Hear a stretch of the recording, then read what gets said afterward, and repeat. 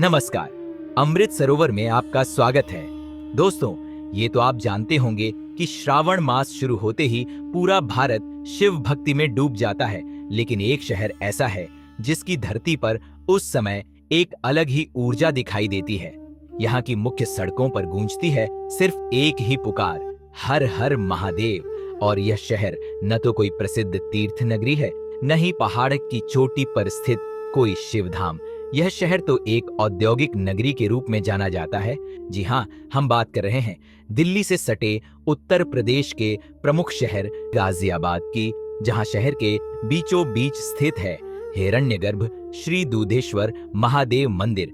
यह कोई साधारण शिव मंदिर नहीं, बल्कि एक ऐतिहासिक, पौराणिक और आध्यात्मिक धाम है, जिसके इतिहास की जड़ें जुड़ी हैं स्वयं रावण से, जो भगवान शिव के सबसे बड़े भक्तों में गिने जाते हैं। कहते हैं अमृत मंथन के पश्चात रावण ने कांवर लाकर भोलेनाथ के शिवलिंग का पवित्र गंगा जल से जलाभिषेक किया था, जिससे शिव पर विष का नकारात्मक प्रभाव न हो।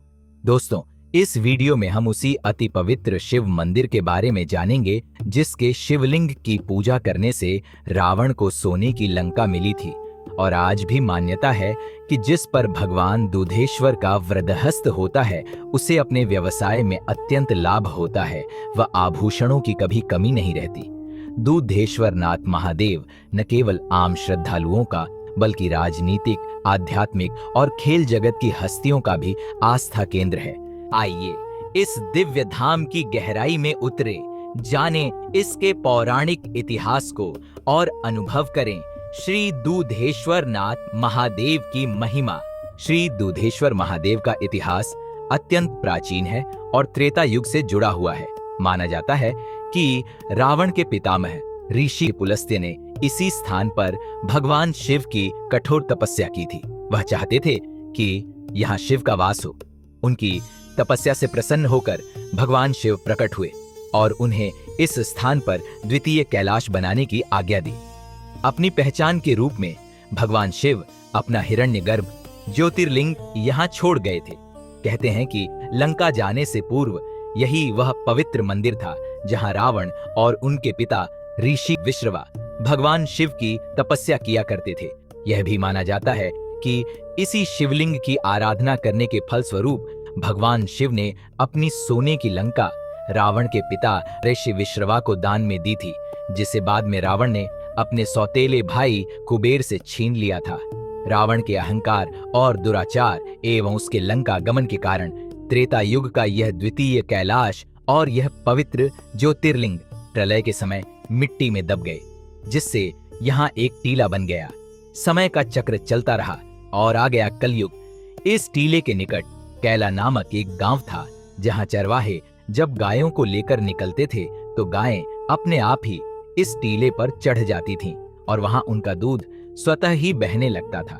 जब ग्वाले गायों का दूध दुहते थे तो दूध बहुत कम आता था। गांव वालों को चरवाहों पर शक हुआ कि वही दूध पी जाते हैं।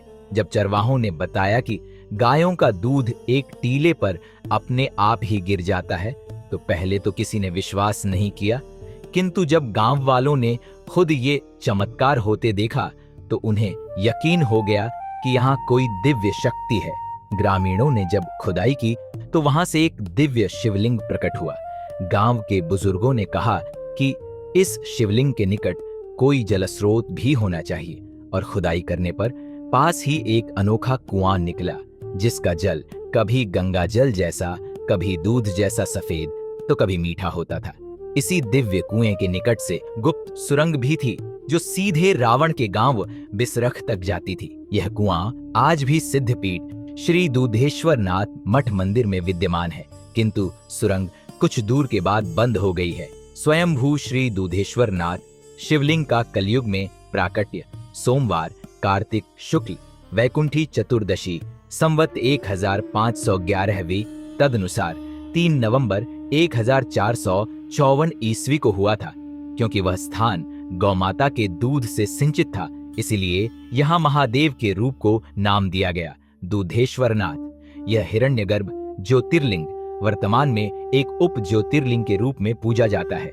जिस समय श्री दूधेश्वर शिवलिंग प्रकट हुए थे, उसी समय कोट नामक गांव में 10 नामी जूना अखाड़े के एक जटिल सन्यासी सिद्ध महात्मा को स्वप्न में भगवान शिव ने दर्शन देकर इस महत्वपूर्ण स्थान पर पहुंचने का आदेश दिया। भगवान शंकर के आदेश का पालन करते हुए सिद्ध संत शिष्यों सहित इस पावन स्थल पर पहुंच गए। तभी से यानी करीब 550 साल से यहाँ शंकराचार्य परंपरा के अनुसार महंतों की अखंड परंपरा चली आ रही है। वर्तमान में यहाँ के 16वें पीठाधीश्वर हैं श्री महंत नारायण गिरी जी महाराज। श्री दूधेश्वर नाथ महादेव मंदिर का इतिहास छत्रपति शिवाजी महाराज से भी जुड़ा हुआ है। लगभग 400 वर्ष पूर्व औरंगजेब काल में मराठा वीर शिरोमणि छत्रपति शिवाजी अपने लाव लश्कर के साथ यहाँ पधारे थे। शिवाजी महाराज ने यहाँ हवन भी किया था। यह भी कहा जाता है कि शिवाजी महाराज ने महाराष्ट्र प्रस्थान से पूर्व पूर्ण विधि विधान से श्री दूधेश्वर नाथ मंदिर का जीर्णोद्धार करवाया था एवं महादेव की महिमा से प्रभावित होकर महाराष्ट्र में एक ग्राम का नाम दूधेश्वर रखा था। आइए अब जानते हैं इस मठ के प्रांगण में ऐसा क्या क्या है जो भक्तों को एक संपूर्ण तीर्थ दर्शन का अनुभव कराता है। सबसे पहले बात करते हैं मंदिर के गर्भगृह में स्थित स्वयंभू शिवलिंग की। यह शिवलिंग 3.5 फीट जमीन के भीतर स्थापित है। इसे हिरण्यगर्भ ज्योतिर्लिंग कहा जाता है। श्री दूधेश्वर नाथ जी के बारे में कहा जाता है यह काशी और कैलाश का ही प्रतिरूप है जिसे प्रलय भी नष्ट नहीं कर सकी। इस शिवलिंग की दिव्यता आज भी जागृत है। भगवान दूधेश्वर का जलाभिषेक करने से समस्त कष्टों का निवारण होता है। श्री दूधेश्वर के 40 दिन तक दर्शन अभिषेक करने से मनवांछित फल प्राप्त होता है। भगवान श्री दूधेश्वर नाथ का भव्य श्रृंगार भी भक्तों के लिए आकर्षण केंद्र है। कभी भस्म श्रृंगार, कभी भांग, पुष्प, अनाज, फल, मेवा, सब्जियों का श्रृंगार, तो कभी बर्फ श्रृंगार से भगवान को सजाया जाता है। शिवरात्रि, विशेष पर्व और सोमवार को तो भगवान के श्रृंगार की बात ही निराली होती है। भोग में विभिन्न पकवान, मिष्ठान, 56 भोग इत्यादि चढ़ाए जाते हैं। शिवलिंग के अतिरिक्त मंदिर परिसर स्थित श्री ठाकुर द्वारा के एक विशाल हॉल में स्थापित है वह दिव्य कुआं जो श्री दूधेश्वर नाथ शिवलिंग के साथ खुदाई में पाया गया था। आज भी इस पवित्र कूप की नित्य पूजा होती है। इस कुएं को अब लोहे की जाली से सुरक्षित कर दिया गया है ताकि कोई भी उसकी पवित्रता को बाधित न कर सके। श्री ठाकुर द्वारा में सभी देवी देवताओं की मूर्तियां स्थापित हैं जिससे भक्तों को एक ही स्थान पर सभी देवी देवताओं के दर्शन हो जाते हैं। ठाकुर द्वारा के बाहर साईं बाबा का मंदिर भी स्थित है। मंदिर परिसर में पीपल के प्राचीन वृक्ष के निकट नवग्रह मंदिर है जो सदैव अखंड ज्योति से अलौकिक रहता है। गृह शांति के लिए भक्तगण यहाँ पूजा करते हैं और भजन कीर्तन कर इसे हमेशा जागृत रखते हैं। मंदिर में एक धूना गद्दी है जिसे श्री दूधेश्वर नाथ शिवलिंग के प्राकट्य के बाद से ही यहाँ के सिद्ध संतों ने निरंतर जागृत रखा है। इस धूने की भभूति भक्तों के समस्त संकट हर लेती है। प्रांगण में ही मठ के सभी पूर्व 15 महंतों की समाधियां हैं और प्रत्येक समाधि पर एक शिवलिंग स्थापित है। श्रद्धालु मानते हैं कि यहाँ के सभी शिवलिंगों से निकलती है महान संतों की अलौकिक ऊर्जा जो मन, तन और आत्मा को शुद्ध करती है।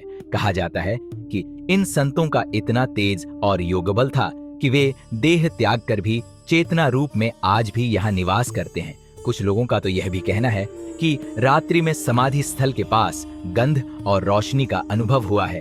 श्री दूधेश्वर नाथ महादेव मठ के सिद्ध संतों में तपोगिरी इलायची गिरी जी महाराज का नाम शीर्ष पर आता है। उन्होंने और श्री गरीब गिरी जी महाराज ने यहाँ जीवित समाधि ली थी। लोग भगवान दूधेश्वर के बाद बाबा इलायची गिरी जी की समाधि के दर्शन करते हैं एवं अपनी मनोकामना सिद्ध होने पर चांदी अथवा सोने की इलायची बाबा को चढ़ाते हैं।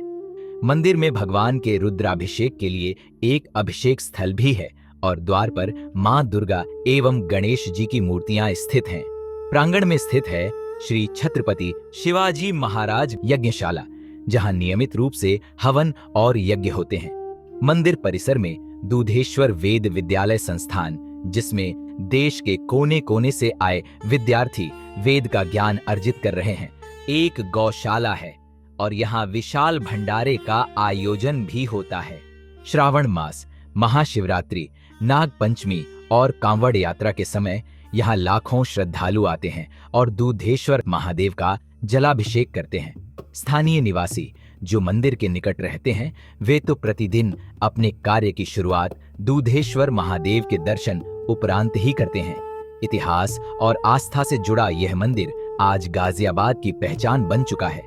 इसी भाव को सम्मान देने के लिए नगर के कई प्रमुख संतों, संस्थाओं और श्रद्धालुओं ने गाजियाबाद का नाम बदलकर दूधेश्वर नगर करने का प्रस्ताव रखा है। यह प्रस्ताव न केवल धार्मिक दृष्टि से बल्कि सांस्कृतिक और ऐतिहासिक दृष्टि से भी बेहद महत्वपूर्ण है। उत्तर प्रदेश सरकार ने हाल ही में श्री दूधेश्वर कॉरिडोर की घोषणा की है और इस पर काम शुरू हो चुका है। उम्मीद है दूधेश्वर कॉरिडोर गाजियाबाद आने वाले शिव भक्त कांवड़ियों की आस्था को सम्मान देगा और उन्हें भगवान दूधेश्वर नाथ के निर्विघ्न दर्शन का भी अनुभव कराएगा। और यदि गाजियाबाद सच में दूधेश्वर नगर कहलाया तो यह महज एक नाम परिवर्तन नहीं बल्कि एक वैदिक पहचान का पुनर्जन्म होगा। तो आइए हम सब मिलकर इस अमूल्य धरोहर को संजोएं, इसके संदेश को जन जन तक पहुंचाएं और अपने जीवन में श्री दूधेश्वर नाथ महादेव की कृपा को अनुभव करें। हर हर महादेव। जय श्री दूधेश्वर नाथ महादेव।